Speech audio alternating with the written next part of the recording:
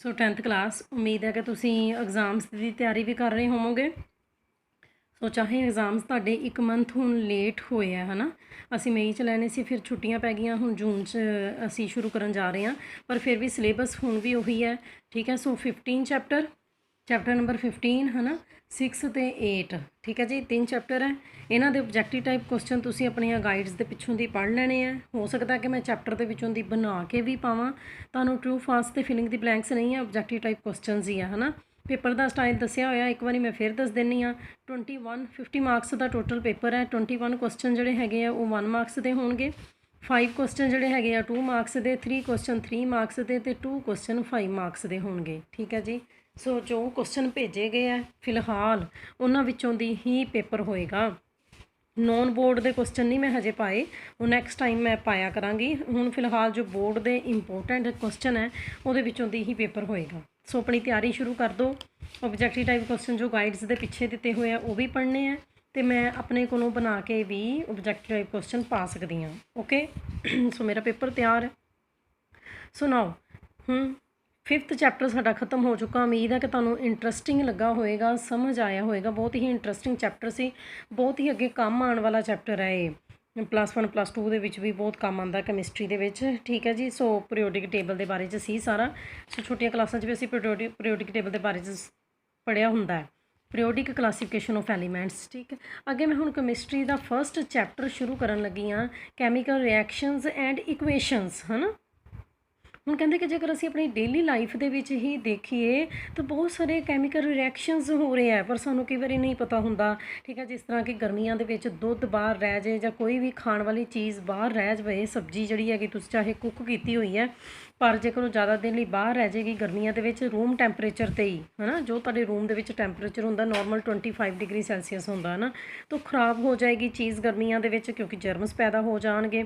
ਇਸੇ ਤਰੀਕੇ ਦੇ ਨਾਲ ਲੋਹੇ ਦੀ ਬਣੀ ਹੋਈ ਕੋਈ ਵੀ ਚੀਜ਼ ਹੈ, ਠੀਕ ਹੈ, ਚਾਹੇ ਕਿੱਲ ਹੈ ਲੋਹੇ ਦਾ, ਚਾਹੇ ਪੈਨ ਹੈ, ਚਾਹੇ ਤਵਾ ਹੈ, ਉਹਨੂੰ ਜੰਗਾਲ ਲੱਗ ਜਾਂਦਾ ਹੈ ਨਾ। ਲੋਹੇ ਦੀ ਕਿਸੇ ਵੀ ਚੀਜ਼ ਨੂੰ ਜਦੋਂ ਉਹ ਵਾਤਾਵਰਨ ਹਿਊਮਿਡ ਹੈ ਨਾ, ਸਿੱਲ ਵਾਲੇ ਵਾਤਾਵਰਨ ਦੇ ਕੰਟੈਕਟ ਦੇ ਵਿੱਚ ਆਉਂਦੀ ਹੈ ਇੱਦਾਂ ਲੋਹੇ ਦੀ ਚੀਜ਼, ਠੀਕ ਹੈ ਨਾ, ਤਾਂ ਉਹਨੂੰ ਜੰਗਾਲ ਲੱਗ ਜਾਂਦਾ। ਇਹ ਵੀ ਕੈਮੀਕਲ ਰਿਐਕਸ਼ਨਸ ਹੈ, ਰਸਟਿੰਗ, ਕਰੋਜ਼ਨ ਹੈ ਨਾ। ਠੀਕ ਹੈ, ਸੋ ਗ੍ਰੇਪਸ ਦੀ ਫਰਮੈਂਟੇਸ਼ਨ ਕੀਤੀ ਜਾਂਦੀ ਹੈ। ਇੰਨਾ ਕਿਤੇ ਪਤਾ ਹੀ ਹੋਣਾ ਵੀ ਜਿਹੜੇ ਫਰੂਟਸ ਹੁੰਦੇ ਆ ਗ੍ਰੇਪਸ ਵਗੈਰਾ, ਇਹਨਾਂ ਦੀ ਫਰਮੈਂਟੇਸ਼ਨ ਕਰਕੇ ਅਲਕੋਹਲ ਬੀਅਰ ਤਿਆਰ ਕੀਤੀ ਜਾਂਦੀ ਹੈ ਨਾ। ਠੀਕ ਹੈ, ਫੂਡ ਨੂੰ ਕੁੱਕ ਕੀਤਾ ਜਾਂਦਾ ਹੈਗਾ, ਫੂਡ ਬੋਡੀ ਦੇ ਅੰਦਰ ਡਾਈਜੈਸਟ ਹੋ ਰਿਹਾ ਹੈ। ਇਹ 6th ਚੈਪਟਰ ਇੰਨਾ ਜ਼ਿਆਦਾ ਪੜ੍ਹਿਆ, ਰੈਸਪੀਰੇਸ਼ਨ, ਠੀਕ ਹੈ, ਫੂਡ ਦੀ ਡਾਈਜੈਸ਼ਨ, ਅਸੀਂ ਸਾਹ ਲੈਂਦੇ ਹਾਂ, ਵੋਈ ਰਿਸਪਾਇਰ, ਇਹ ਸਾਰੇ ਕੈਮੀਕਲ ਰਿਐਕਸ਼ਨਸ ਹੀ ਹੈ।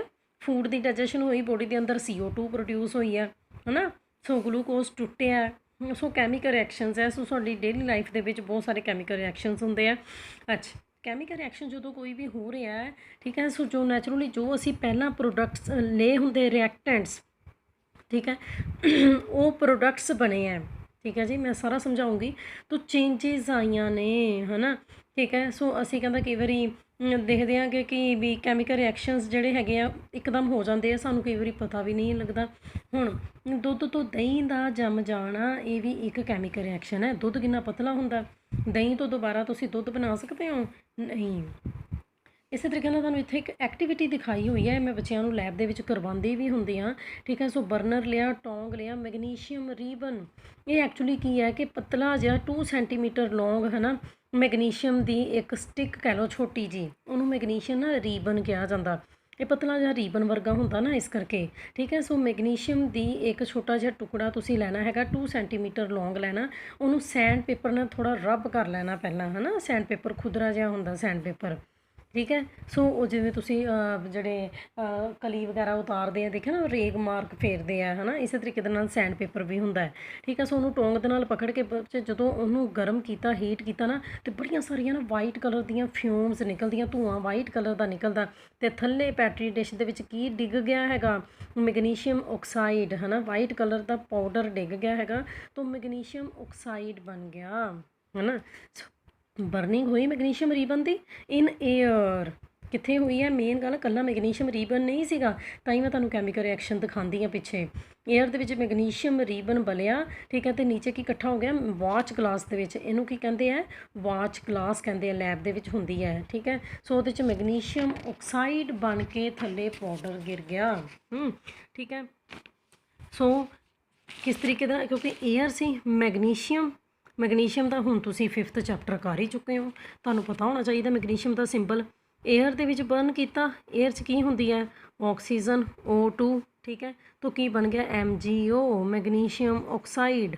ਓਕੇ, ਇਹ ਹਜੇ ਤੱਕ ਇਕੁਏਸ਼ਨ ਕੰਪਲੀਟ ਨਹੀਂ ਹੈ, ਉਹ ਮੈਂ ਬਾਅਦ 'ਚ ਦੱਸੂਗੀ। ਹਜੇ ਮੈਂ ਤੁਹਾਨੂੰ ਫਿਲਹਾਲ ਦੱਸ ਰਹੀ ਹਾਂ ਕਿ ਕੀ ਹੋਇਆ ਕਿ ਮੈਗਨੀਸ਼ੀਅਮ ਰੀਬਨ, ਮੈਗਨੀਸ਼ੀਅਮ ਹੀ ਲੈਣਾ, ਹੁਣ ਰੀਬਨ ਥੋੜੀ ਬਣਾ, ਉਹ ਰੀਬਨ ਦੇ ਲਈ ਤਾਂ ਕੋਈ ਸਿੰਬਲ ਥੋੜੀ ਲੈਣਾ ਹੈਗਾ, ਠੀਕ ਹੈ ਨਾ। ਤਾਂ magnesium plus oxygen MgO, magnesium oxide. Okay, ਇਸੇ ਤਰੀਕੇ ਦੇ ਨਾਲ ਫਲਾਸਕ ਹੈ।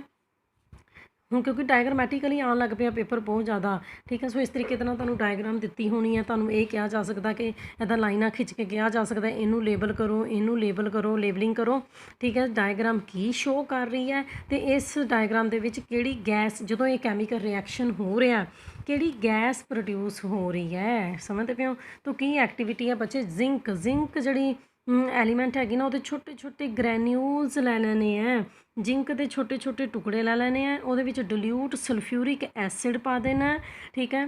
ਸੋ ਜਦੋਂ ਕੈਮੀਕਲ ਰਿਐਕਸ਼ਨ ਹੋਣਾ ਨਾ ਜ਼ਿੰਕ ਦਾ ਅਤੇ ਪਲੱਸ ਸਲਫਿਊਰਿਕ ਐਸਿਡ ਦਾ, ਹਾਈਡਰੋਜਨ ਗੈਸ ਪ੍ਰੋਡਿਊਸ ਹੋਣੀ ਹੈ। ਇਸ ਫਲਾਸਕ ਦੇ ਅੰਦਰ ਹਾਈਡਰੋਜਨ ਗੈਸ ਪ੍ਰੋਡਿਊਸ ਹੋ ਰਹੀ ਹੈ, ਇਹ ਵੀ ਕੀ ਹੈ ਕੈਮੀਕਲ ਰਿਐਕਸ਼ਨ ਹੋ ਰਿਹਾ ਹੈ ਨਾ, ਠੀਕ ਹੈ। ਸੋ ਕੀ ਹੋਇਆ, ਜ਼ਿੰਕ ਪਲੱਸ H2SO4, ਇੰਨਾ ਕਿਤੇ ਪਤਾ ਹੀ ਹੋਣਾ, ਇਹ ਤਾਂ ਛੋਟੀਆਂ ਕਲਾਸਾਂ 'ਚ ਪਤਾ ਹੁੰਦਾ ਸਲਫਿਊਰਿਕ ਐਸਿਡ ਦਾ ਫਾਰਮੂਲਾ H2SO4। ਕੀ ਹੋਇਆ, ਜ਼ਿੰਕ ਦੇ ਨਾਲ SO4 ਬਾਹਰ ਨਿਕਲ ਗਿਆ, ਜ਼ਿੰਕ ਸਲਫੇਟ ਪਲੱਸ ਕੀ ਰਹਿ ਗਈ ਪਿੱਛੇ H2, ਠੀਕ ਹੈ ਜੀ, ਹਾਈਡਰੋਜਨ ਗੈਸ। ਧਿਆਨ ਦੇ ਨਾਲ ਸਮਝਣਾ ਹੈਗਾ, ਫਿਰ ਸਮਝ ਆਣੀ, ਆਪਣੇ ਆਪ ਨਹੀਂ ਆਉਣਾ। ਓਕੇ, ਠੀਕ ਹੈ। ਸੋ ਇਸ ਫਲਾਸਕ ਦੇ ਵਿੱਚ, ਠੀਕ ਹੈ ਜੀ, ਸੋ ਜ਼ਿੰਕ ਸਲਫੇਟ ਪ੍ਰੋਡਿਊਸ ਹੋ ਗਿਆ, ਠੀਕ ਹੈ, ਅਤੇ ਹਾਈਡਰੋਜਨ ਗੈਸ ਜਿਹੜੀ ਹੈਗੀ ਹੈ ਉਹ ਬਾਹਰ ਨਿਕਲੀ ਹੈ, ਠੀਕ ਹੈ। ਸੋ ਇਸ ਦੇ ਅੰਦਰ ਕੈਮੀਕਲ ਰਿਐਕਸ਼ਨ ਹੋਇਆ। ਜਦੋਂ ਹੁਣ ਕਦੇ ਵੀ ਕੈਮੀਕਲ ਰਿਐਕਸ਼ਨ ਹੁੰਦਾ, ਜੋ ਵੀ ਅਸੀਂ ਮਟੀਰੀਅਲ ਲੈ ਰਹੇ ਹਾਂ ਨਾ, ਉਹਦੀ ਸਟੇਟ ਬਦਲ ਜਾਂਦੀ ਹੈ, ਮਤਲਬ ਕਿ ਹੋ ਸਕਦਾ ਉਹ ਸੋਲਿਡ ਤੋਂ ਗੈਸ ਬਣ ਗਿਆ, ਠੀਕ ਹੈ। 3 ਤਰ੍ਹਾਂ ਦੀਆਂ ਦੁਨੀਆ ਦੇ ਉੱਪਰ ਸਟੇਟਸ ਹੁੰਦੀਆਂ, ਇਹਨਾਂ 'ਤੇ ਪਤਾ ਹੀ ਹੋਣਾ ਵੀ ਦੁਨੀਆ ਦੇ ਉੱਪਰ ਚੀਜ਼ਾਂ ਜਿਹੜੀਆਂ ਹੈਗੀਆਂ 3 ਰੂਪ ਦੇ ਵਿੱਚ ਹੋ ਸਕਦੀਆਂ, ਜਾਂ ਸੋਲਿਡ, ਜਾਂ ਲਿਕੁਇਡ, ਅਤੇ ਜਾਂ ਫਿਰ ਗੈਸ। ਓਕੇ, ਅੱਛਾ, ਕਲਰ ਦੇ ਵਿੱਚ ਚੇਂਜ ਆ ਸਕਦੀ ਹੈ, ਗੈਸਾਂ ਪ੍ਰੋਡਿਊਸ ਹੋ ਸਕਦੀਆਂ ਨੇ, ਟੈਂਪਰੇਚਰ 'ਚ ਚੇਂਜ ਆ ਸਕਦੀ ਹੈ। ਸੋ ਜਦੋਂ ਕਦੇ ਵੀ ਕੋਈ ਵੀ ਕੈਮੀਕਲ ਰਿਐਕਸ਼ਨ ਹੁੰਦਾ ਹੈ ਨਾ, ਇਹ ਸਾਰੀਆਂ ਚੇਂਜਿਸ ਆਉਂਦੀਆਂ ਹੈ ਨਾ। ਸੋ ਇਹ ਇੱਕ ਕੈਮੀਕਲ ਰਿਐਕਸ਼ਨ ਹੋਇਆ ਹੈ ਨਾ। ਅੱਛਾ, ਤੁਸੀਂ ਜਦੋਂ ਨਾ ਇਹਨੂੰ ਟੱਚ ਕਰਕੇ ਵੀ ਦੇਖੋਗੇ ਨਾ ਫਲਾਸਕ ਨੂੰ, ਇਹ ਗਰਮ ਹੋਏਗੀ, ਕਿਉਂ, ਕਿਉਂਕਿ ਰਿਐਕਸ਼ਨ ਹੋਇਆ ਹੈ ਨਾ, ਤਾਂ ਹੀਟ ਵੀ ਪ੍ਰੋਡਿਊਸ ਹੋਈ ਹੋਏਗੀ, ਠੀਕ ਹੈ ਜੀ। ਸੋ ਇਹ ਪਤਾ ਲੱਗ ਗਿਆ। ਹੁਣ ਅਸੀਂ ਕੈਮੀਕਲ ਇਕੁਏਸ਼ਨਸ ਦੀ ਗੱਲ ਕਰੀਏ ਤਾਂ ਕਹਿੰਦੇ ਕਿ ਜਦੋਂ ਨਾ ਅਸੀਂ ਇਸ ਤਰੀਕੇ ਦੇ ਨਾਲ ਜੇਕਰ ਅਸੀਂ ਕੈਮੀਕਲ ਰਿਐਕਸ਼ਨ ਨੂੰ ਲਿਖਦੇ ਹਾਂ ਨਾ, ਵੀ magnesium plus oxygen, magnesium oxide, ਇਹਨੂੰ ਰਿਐਕਟੈਂਟਸ ਕਹਿੰਦੇ ਆ। ਜੋ ਤੁਸੀਂ ਲੈਫਟ ਹੈਂਡ ਸਾਈਡ ਦੇ ਉੱਤੇ ਲੈ ਰਹੇ ਹੋ ਨਾ LHS, ਉਹਨਾਂ ਨੂੰ ਰਿਐਕਟੈਂਟਸ ਕਹਿੰਦੇ ਆ। ਜੋ ਰਾਈਟ ਹੈਂਡ ਸਾਈਡ ਦੇ ਉੱਤੇ ਪ੍ਰੋਡਿਊਸ ਹੁੰਦੇ ਆ ਉਹਨਾਂ ਨੂੰ ਪ੍ਰੋਡਕਟਸ ਕਹਿੰਦੇ ਆ। ਸਮਝ ਗਏ ਇਸ ਗੱਲ ਨੂੰ, ਠੀਕ ਹੈ ਨਾ। So magnesium plus oxygen, magnesium oxide produce ਹੋ ਗਿਆ ਹੈ ਨਾ। ਸੋ ਪਲੱਸ ਕਰਕੇ ਲਿਖੀਦਾ ਰਿਐਕਟੈਂਟਸ ਨੂੰ, ਇਹ ਦੋਨੋਂ ਰਿਐਕਟ ਕੀਤੇ ਅਤੇ ਇਹ ਪ੍ਰੋਡਿਊਸ ਹੋਇਆ, ਸਿੱਧੀ ਜਿਹੀ ਗੱਲ ਹੈ ਨਾ। ਸੋ ਬਹੁਤ ਜ਼ਿਆਦਾ ਜੇਕਰ ਮੈਂ ਬੋਲਾਂਗੀ ਨਾ ਤਾਂ ਫਿਰ ਤੁਸੀਂ ਕਨਫਿਊਜ਼ ਹੋ ਜਾਣਾ। ਸੋ ਦੂਸਰੀ ਗੱਲ, ਹੁਣ ਜੇਕਰ ਅਸੀਂ ਇੱਦਾਂ ਕਰਕੇ ਸਪੈਲਿੰਗ ਲਿਖੀਏ ਅਤੇ ਇੱਦਾਂ ਦੇ ਕੁਐਸਚਨਸ ਬੜੀਆਂ ਲੰਬੀਆਂ ਹੋ ਜਾਣਗੀਆਂ। ਇਸ ਕਰਕੇ ਸਾਨੂੰ ਕਾਹਦੀ ਜ਼ਰੂਰਤ ਹੈ, ਸਿੰਬਲਸ ਲਿਖਣ ਦੀ ਜ਼ਰੂਰਤ ਹੈ। ਇਸ ਕਰਕੇ ਜਦੋਂ ਕਦੇ ਵੀ ਕੋਈ ਵੀ ਕੈਮੀਕਲ ਰਿਐਕਸ਼ਨ ਲਿਖਣਾ ਹੈ ਨਾ, ਲਿਖਦੇ ਪਏ ਅਸੀਂ ਕੈਮੀਕਲ ਰਿਐਕਸ਼ਨ ਹੈ, ਪਰ ਇੱਕ ਇਕੁਏਸ਼ਨ ਦੀ ਫੋਰਮ ਦੇ ਵਿੱਚ, ਜਿੱਦਾਂ ਮੈਂ ਤੁਹਾਨੂੰ ਲਿਖ ਕੇ ਦਿਖਾਇਆ ਸੀ ਕਿ magnesium plus oxygen MgO, magnesium oxide. So symbols ਲਿਖਣੇ ਆ, ਮੈਗਨੀਸ਼ੀਅਮ ਦਾ ਸਿੰਬਲ Mg, ਆਕਸੀਜਨ ਦਾ O2। ਇਹ ਤਾਂ 9th ਕਲਾਸ ਦੇ ਵਿੱਚ ਹੀ ਤੁਹਾਨੂੰ ਕਰਵਾ ਦਿੱਤਾ ਹੋਣਾ ਮੈਡਮ ਨੇ, ਬਹੁਤ ਜ਼ਿਆਦਾ ਡਿਟੇਲ 'ਚ ਹੁੰਦੇ ਸੀ ਇਹ ਚੈਪਟਰ ਕੈਮਿਸਟਰੀ ਦੇ। ਨਾਓ ਬੈਲੈਂਸ ਕਰਨਾ ਹੈ ਕੈਮੀਕਲ ਇਕੁਏਸ਼ਨਸ ਨੂੰ। ਆ ਮੈਂ ਲਿਖੀ ਸੀ ਨਾ, zinc plus sulphuric acid, zinc sulphate plus hydrogen. ਹੁਣ ਇਹ ਪੂਰੀਆਂ ਕੰਪਲੀਟ ਨਹੀਂ ਹੈ ਇਕੁਏਸ਼ਨਸ, ਉੱਪਰ ਵਾਲੀ ਵੀ ਨਹੀਂ ਸੀ। ਬੈਲੈਂਸਿੰਗ ਦੇ ਵਿੱਚ ਕੀ ਕੀਤਾ ਜਾਂਦਾ ਬੱਚੇ, ਬੈਲੈਂਸਡ ਕੈਮੀਕਲ ਇਕੁਏਸ਼ਨ ਦੇ ਵਿੱਚ ਕੀ ਹੈ ਕਿ ਸਾਰੇ ਮੋਲੀਕਿਊਲਸ ਜਿਹੜੇ ਇੱਧਰ ਵੀ ਹੈ ਅਤੇ ਇੱਧਰ ਵੀ ਹੈ, ਇੱਧਰ ਵੀ ਹੈ ਅਤੇ ਇੱਧਰ ਵੀ ਹੈ, ਦੇਖੀਦੇ ਹੈ ਕਿ ਉਹਨਾਂ ਦੇ ਨੰਬਰ ਆਫ ਐਟਮਸ ਸੇਮ ਹੈ ਦੋਨਾਂ ਸਾਈਡਾਂ ਦੇ ਉੱਤੇ, ਹੈ ਨਾ, ਠੀਕ ਹੈ। ਸੋ ਜੇਕਰ ਨਹੀਂ ਹੈ ਨਾ ਤਾਂ ਫਿਰ ਕਰੀਦਾ ਨਹੀਂ, ਤੇ ਇਕੁਏਸ਼ਨ ਗਲਤ ਹੈ, ਇਨਕੰਪਲੀਟ ਹੈ, ਸਾਰੀ ਇਕੁਏਸ਼ਨ ਗਲਤ ਹੋ ਜਾਣੀ ਹੈ। ਇਹੀ ਤਾਂ ਬਰੀਕੀਆਂ ਕੈਮਿਸਟਰੀ ਦੇ ਵਿੱਚ। ਓਕੇ, ਇੱਧਰ ਇੱਕ ਮੈਗਨੀਸ਼ੀਅਮ, ਇੱਧਰ ਵੀ ਇੱਕ ਮੈਗਨੀਸ਼ੀਅਮ, ਪਰ ਆਕਸੀਜਨ ਇੱਧਰ ਕਿੰਨੇ ਹੈ 2, ਇੱਧਰ ਆਕਸੀਜਨ ਕਿੰਨਾ 1। ਤਾਂ ਕੀ ਕਰੀਦਾ, ਆਪਾਂ ਤਾਂ ਇਕੁਏਸ਼ਨ ਨੂੰ ਬੈਲੈਂਸ ਕਰਨ ਦੇ ਤੁਹਾਡੇ ਸਾਰੇ ਅੱਗੇ ਜਾ ਕੇ ਰੂਲ ਵੀ ਦੱਸੇ ਆ, ਪਰ ਮੈਂ ਤੁਹਾਨੂੰ ਸਿੰਪਲ ਜੀ ਇਕੁਏਸ਼ਨ ਸਮਝਾ ਦਿੰਦੀ ਹਾਂ।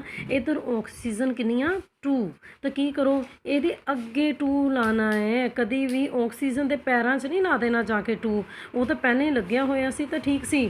ठीक है ना। हुण इहदे पैरां 'च नहीं ला देना, अगे लगाना है। इत्थों पता लग गया ऑक्सीजन किन्ने है 2।